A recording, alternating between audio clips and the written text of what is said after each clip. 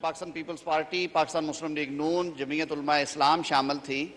انہوں نے ان دو جج صاحبان پہ جنہوں نے یہ نوٹ انیشیٹ کروایا تھا اور انہوں نے اپنے اس حکم میں جس کے ذریعے انہوں نے چیف جسٹس صاحب سے کہا سو موٹو لیا جائے، کچھ تفصیل سے لکھ بھی دیا تھا، یعنی اپنا مائنڈ ڈسکلوز کر دیا، اور کچھ اور بیک گراؤنڈ بھی تھی۔ تو ان دو جج صاحبان نے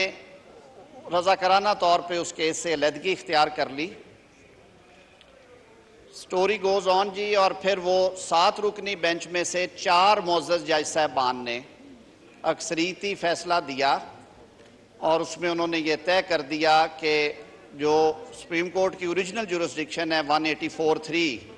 یعنی کہ سو موٹو نوٹس لینا یا از خود جسے کہتے ہیں ہم اختیار استعمال کرنا، یہ کیس اس کے لیے مناسب نہیں ہے، لہٰذا انہوں نے وہ درخواست یا درخواستیں جو اس کے ساتھ منسلک تھی وہ خارج کر دی۔ اس پہ ایک ڈیبیٹ شروع ہوئی کہ جی جو بعد میں 5 رکنی بینچ میں سے 3-2 کی رائے تھی وہ فائق ہوگی یا وہ 4-3 کی۔ قصہ مختصر یہ کہ یہ جو ڈیٹیلڈ ججمنٹ آنے پہ یہ بات طے ہوئی، ثابت ہوئی کہ 4 معزز جج صاحبان نے بالکل کلیئرٹی کے ساتھ 7 میں سے وہ درخواستیں خارج کی تھی۔ معاملہ سر یہاں پہ نہیں رکا، معاملہ اس ایوان میں بھی ڈسکس ہوا، اور اس معزز ایوان نے قرارداد منظور کی جس میں انہوں نے کہا کہ یہ ایک سیاسی مقدمہ تھا، ایک پولیٹیکل کویسچن تھا، لیگل اور کانسٹیٹیوشنل کے ساتھ ساتھ۔ اس کو جس طرح سے ڈیل کیا گیا اس پہ بھی آپ نے اپنے تحفظات کا اظہار کیا، اور پھر اس معزز ایوان نے یہ قرارداد کے ذریعے یہ بات طے کر دی کہ فیصلہ جو ہے وہ 4 جج صاحبان کا جو میجورٹی ڈیسیژن ہے یہ معزز ایوان اس کو مانتا ہے۔ اس معزز ایوان نے وفاقی حکومت کو بھی یہ ہدایت دی کہ آپ جو اقلیتی فیصلے میں جاری ہدایات ہیں ان پر عمل کرنے کے پابند نہیں ہوں گے، اور اس معزز ایوان کی سینس لی جائے گی جب بھی کوئی ایسا معاملہ ہوگا۔ سبسیکوینٹ پروسیڈنگز میں حکم نامہ پھر جاری ہوا کہ وفاقی حکومت 21 ارب روپے کے جو فنڈز ہیں وہ مہیا کرے فیڈرل کنسولیڈیٹڈ فنڈ میں سے الیکشن کمیشن آف پاکستان کو، اور وہ رقوم جو ہیں وہ ایک اسپیسیفائڈ ٹائم کے اندر پرووائڈ کرنا تھی۔ وفاقی کابینہ میں جب یہ حکم آیا عدالت عظمیٰ سے، تو کیونکہ یہ ایوان آلریڈی فیصلہ دے چکا تھا، اپنی اکثریتی رائے کا اظہار کر چکا تھا، قرارداد اڈاپٹ کر چکا تھا، تو فیڈرل کیبنٹ نے in fitness of things and in view of the بیک گراؤنڈ کہ یہ الٹیمیٹلی اماؤنٹس جو ہیں فیڈرل کنسولیڈیٹڈ فنڈ سے ان کا جو اجراء کی اجازت ہے وہ اس معزز ایوان کا آئینی اختیار ہے۔ تو ایک بل جو ہے وہ وفاقی حکومت نے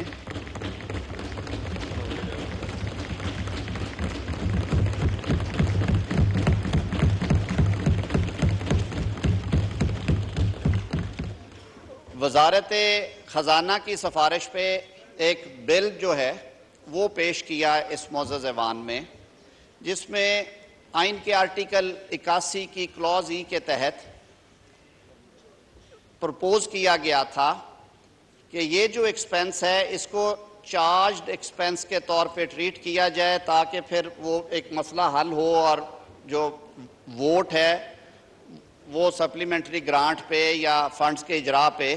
وہ اوائڈ ہو سکے۔ وہ معاملہ قومی اسمبلی کی اسٹینڈنگ کمیٹی برائے خزانہ اور قانون کی منشا کے مطابق سینٹ آف پاکستان کی اسٹینڈنگ کمیٹی برائے خزانہ میں بھی گیا۔ دونوں کمیٹیز نے یونانیمسلی یہ ریزولو کیا کہ یہ بل جو ہے یہ غیر ضروری ہے، اور ساتھ ہی انہوں نے یہ بھی کہا کہ قومی اسمبلی پہلے ہی قرارداد کے ذریعے یہ کہہ چکی ہے کہ جو 4 جج صاحبان کا اکثریتی فیصلہ ہے ہم اس کو مانتے ہیں، اور وہ آئین اور قانون کے عین مطابق ہے۔ وہ بل اس ہاؤس میں پٹ کیا گیا، پلیس کیا گیا، اور اس معزز ایوان نے وہ بل ریجیکٹ کر دیا۔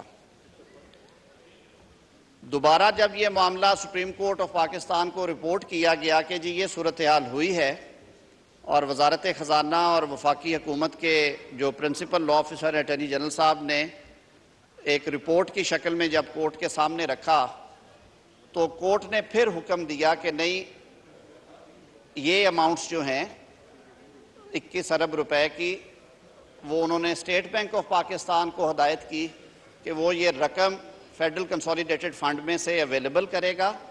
اور وزارت خزانہ سے کہا گیا کہ آپ یہ رقم جو ہے الیکشن کمیشن کو بھجوائیں گے اور آپ اس کی ایکس پوسٹ فیکٹو اپروول جو ہے وہ قومی اسمبلی سے لے لیں گے۔ ایسی صورتحال سے دوچار صورتحال میں قومی اسمبلی کی قائمہ کمیٹی برائے خزانہ نے اس معاملے کا نوٹس لیا۔ انہوں نے میٹنگ کال کی جس میں انہوں نے مجھے بھی دعوت دی اور لیگل پرسپیکٹو سے میری رائے بھی انہوں نے لی۔ جناب اسپیکر، اگر ہم آئین کا مطالعہ کریں تو آئین کے آرٹیکل 81، 82، 83، 84 میں، اور بلکہ یہ آرٹیکل 73 سے شروع ہو جاتی ہے ساری اسکیم، ایک چیز جو ہے وہ بالکل کلیئرٹی کے ساتھ درج ہے کہ فیڈرل کنسولیڈیٹڈ فنڈ میں چارجڈ ایکسپنس کے علاوہ، اور چارجڈ ایکسپنس میں نے پہلے اس ایوان میں تفصیل کے ساتھ بیان کیا تھا کہ وہ تنخواہیں اور مراعات ہیں جو کہ سپریم کورٹ آف پاکستان کی، الیکشن کمیشن کی، سینٹ آف پاکستان، قومی اسمبلی، یہ وہ ادارے ہیں جن کے جو رینومریشنز اور جو آفس ایکسپنسز ہیں انہیں ہم نے چارج ایکسپنس میں رکھا ہے آرٹیکل 81 میں۔ اس کے علاوہ جو بھی رقم مختص ہونی ہے فیڈرل کنسولیڈیٹڈ فنڈ میں، چاہے وہ بجٹ میں ہو یا بعد میں سپلیمنٹری گرانٹ کی صورت میں ہے، وہ اس معزز ایوان کا کلی اختیار ہے کہ اس کی اپروول پرائر یا ایکس پوسٹ فیکٹو اس معزز ایوان نے دینی ہے۔ کیونکہ یہ آگسٹ ہاؤس آلریڈی اس معاملے کے اوپر اپنی رائے دے چکا تھا، تو اسٹینڈنگ کمیٹی نے وزارت خزانہ کو حکم دیا اور ان کی تجویز کے اوپر وزارت خزانہ نے وفاقی کابینہ کے سامنے یہ مدعا رکھا۔ وفاقی کابینہ نے اس کو ڈیلیبریٹ کرنے کے بعد سپلیمنٹری گرانٹ آئین کے آرٹیکل 82 کی کلوز 2 کے تحت طلب کی اور اس معزز ایوان کے سامنے دوبارہ یہ معاملہ لے کے آئے۔ دوبارہ اس آگسٹ ہاؤس نے اس کو ڈیلیبریٹ کیا، اس پہ گفتگو ہوئی۔ مجھے یاد ہے اس دن میرے آئل کے اس طرف بیٹھے دوستوں میں سے محسن لغاری صاحب نے بھی اس پہ گفتگو کی اور انہوں نے کہا کہ یہ چارجڈ ہے، پھر انہیں بتایا گیا یہ چارجڈ ایکسپنس نہیں ہے۔ کہا گیا کہ یہ ایکس پوسٹ فیکٹو ہمیشہ ہو جاتی ہے۔ یہ بھی سمجھایا تھا اور آج پھر یہ میں عرض کر دیتا ہوں کہ یہ بات کسی حد تک درست ہے کہ وفاقی حکومت ان مینی انسٹانسز سپلیمنٹری گرانٹس کو ای سی سی اور کیبنٹ سے اپروو کروا کے وہ اماؤنٹس جو ہیں وہ سپینڈ کی جاتی ہیں، لیکن ایک ایک اماؤنٹ کو مالی سال ختم ہونے سے پہلے اور بجٹ آئندہ سال کا پیش ہونے کے بعد، آپ لوگ میرے سے بہت زیادہ جانتے ہیں، آپ اس ایک ایک سپلیمنٹری گرانٹ کو، ان موشنز کو ٹیک اپ کرتے ہیں، ان کو گرانٹ کرتے ہیں یا ان کو ریجیکٹ کرنے کا اختیار آپ کو ہوتا ہے۔ جناب اسپیکر، اس کیس میں کیونکہ عدالتی احکامات تھے اور یہ ہاؤس کیونکہ آلریڈی 2 دفعہ بڑی کلیئرٹی کے ساتھ اپنی سینس بھی دے چکا تھا، ووٹ بھی کر چکا تھا، اور اس ہاؤس کا یہ حکم تھا وفاقی حکومت کو کہ اس بالا معزز ایوان کے سامنے رکھے بغیر فیڈرل کنسولیڈیٹڈ فنڈ سے اماؤنٹس اس مد میں آپ نے دینی ہے، تو ہم سے آپ نے اپروول یہاں سے ہونی ہے۔ اس کی وجہ یہ ہے کہ آج اگر وفاقی حکومت وہ 21 ارب روپے کی رقم جاری کر بھی دے تو اس ہاؤس نے کل کو ایکس پوسٹ فیکٹو دینی ہے، تو اگر کل کو آپ ایکس پوسٹ فیکٹو اپروول نہیں دیتے تو وہ جو 21 ارب کا بلیک ہول ہے اس کا ذمہ دار کون ہوگا، وہ ریکور کس سے ہوں گے، وہ قومی خزانے سے نکلی ہوئی رقم ہے، وہ کہاں پہ گنی جائے گی۔ تو اسی تناظر میں سپلیمنٹری گرانٹ جو تھی کابینہ نے کہا کہ اس معزز ایوان کے سامنے رکھی جائے، اور یہ ساری باتیں آپ کے سامنے رکھی گئی۔ یہ کلی اختیار ہے آئین پاکستان کے تحت عوام کے منتخب کردہ اس ایوان کا۔ اس ایوان نے اپنا رائٹ ایکسرسائز کیا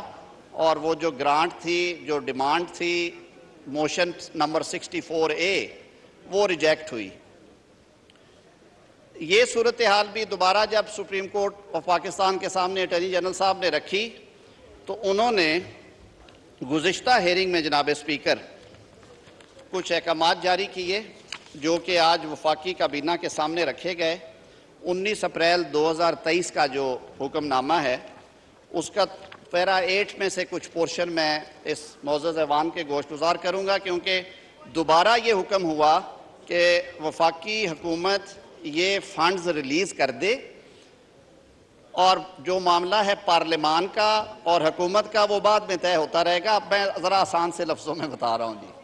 تو میں اس کے کچھ ایکسٹریکٹس پڑھے بھی دیتا ہوں.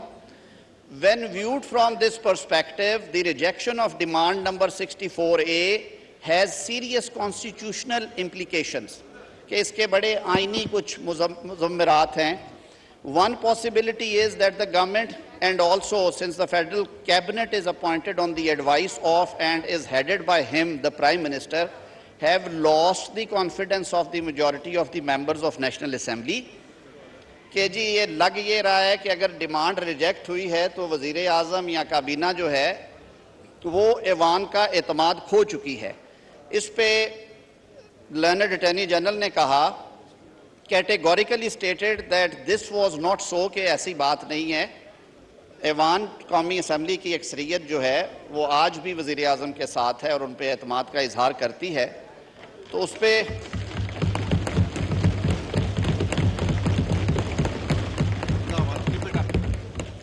the federal cabinet and the Prime Minister have and had at all times the confidence of the majority of National Assembly. For present purposes, we accept this statement made by learned Attorney General. انہوں نے کہا ہم نے یہ مان لیا، لیکن the other possibility then is that the putative rejection of demand number 64A is to be regarded as anomalous and the resulting situation can be rapidly rectified. پھر انہوں نے پھر حکم دیا کہ اچھا اگر یہ بات ہے تو پھر یہ کس طرح سے ہو گیا، اب اس کو درستگی بھی کی جائے اور اس کو دوبارہ منظور کیا جائے. The learned Attorney General fully appreciated the serious constitutional consequences that would flow were the first possibility reflect the correct position. Furthermore, any future to and fro of this matter between the executive and legislative branches would not advance or serve any constitutional purpose. اب court نے کہہ دیا کہ یہ جو executive اور مقننہ کے درمیان یہ جو ہے رقوم کے جاری کرنے کا معاملہ، انہوں نے کہا اس کو پس پش ڈال دیا جائے. میں آسان لفظوں میں کہہ رہا ہوں،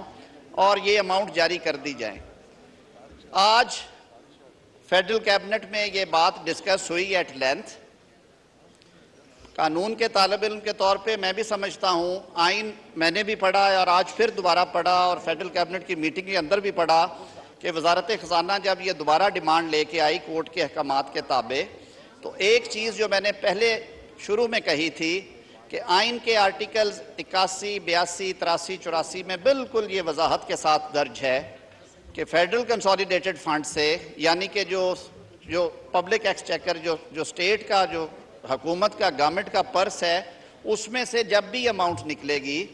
وہ مشروط ہوگی قومی اسمبلی کی منظوری سے. اس پرٹیکولر کیس میں یہ معزز ایوان کیٹیگوریکلی یہ حکم دے چکا ہے اور ووٹ کے ذریعے یہ بات کہہ چکا ہے کہ یہ اماؤنٹ اس ہیڈ میں سے نہیں دی جا سکتی فار سرٹن ریزنز، اور یہ اختیار ہے اس ایوان کا کہ وہ ریزنز کے ساتھ and even without reason on the basis of vote in 22 crore عوام کے دیے ہوئے مینڈیٹ کے تحت آپ یہ فیصلے کرتے ہیں.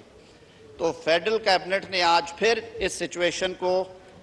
اسیس کرنے کے بعد، ڈیلیبریٹ اپون کرنے کے بعد یہ مناسب جانا کہ اس ڈیمانڈ کو فار کنسیڈریشن اینڈ ڈیلیبریشنز آپ کے سامنے رکھا جائے. آج ہم اسے کسی بل کی صورت میں نہیں لے کے آئے کیونکہ وہ ایکسرسائز ہم آپشن پہلے کر چکے ہیں. میری استدعا یہ ہوگی کہ ان معروضی حالات میں اس معزز ایوان کا یہ آئینی اختیار ہے کہ ایسی سچویشن میں وہ اپنے پہلے کیے ہوئے فیصلوں کی ہی توثیق کرے، یا اگر اس پہ نظر ثانی بھی کرنی ہے تو یہ بات میں on the floor of the house کہہ رہا ہوں، یہ اختیار نہ وفاقی حکومت کا ہے، نہ کسی اور ادارے اور اتھارٹی کا ہے. یہ کلی آئینی اختیار اس معزز ایوان کا ہے، یہاں بیٹھے ہوئے میرے ان معزز بہنوں اور بھائیوں کا ہے۔ تو یہ ان گزارشات کے ساتھ میں مزید یہ عرض کرنا چاہوں گا کہ اگر وزیر خزانہ صاحب کا بھی آپ ویو لینا چاہیں، میں نے جو اس کو لیگلی اسیس کر کے کیبنٹ میں آج جو ڈسکشن ہوئی تھی اس کا خلاصہ آپ کے سامنے رکھ دیا ہے۔ اس معزز ایوان کے لیے ہوگا کہ اس پہ ڈسکس بھی کریں، اور یہ بات کہ آئین پاکستان نے جو فائنینشیل اٹانومی اور جو اختیار اس معزز ایوان کو دیا ہوا ہے اسے ایکسرسائز کرنا آپ کی منشا اور ول پہ ہے، نہ وہ میری منشا کے تابع ہے، نہ وہ وفاقی کابینہ کے منشا کے تابع ہے۔ یہ میں صرف گوش گزار کرنا چاہتا تھا۔ جناب اسپیکر، بہت شکریہ، آپ نے وقت عنایت کیا۔